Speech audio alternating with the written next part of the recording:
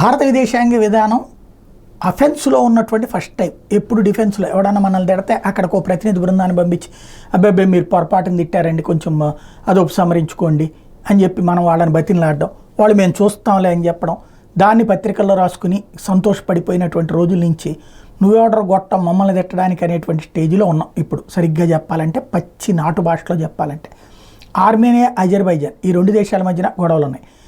Armenia అనేటువంటి దానికి Russia ఆయుధాలు సరఫరా చేస్తుండేది.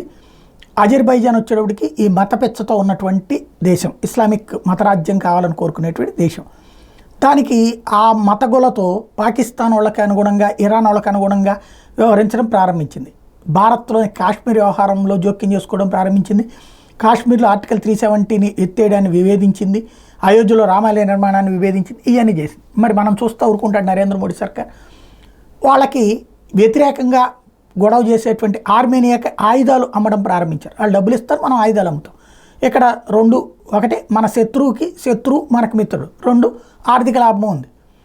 ఇప్పుడు అలాగా ఆర్మేనియాకి ఇంకా ఆయుధాలు సరఫరా చేసే దేశాలు మరికొన్ని తయారైనవి. దీంతో ఇప్పుడు అజర్బైజాన్కి అల్లాడిపోతుంది.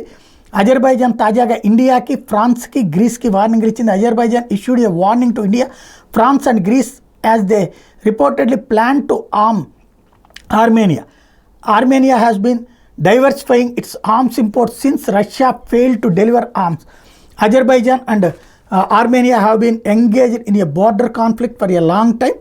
ఇది ఇప్పుడు అసలు గొడవ ఏంటంటే వాళ్ళిద్దరి మధ్యన సరిహద్దు వివాదాల నేపథ్యంలో ఇప్పుడు ఆర్మేనియాకి మనం సహకరించడాన్ని తట్టుకోలేకపోతున్నది అజర్బైజాన్.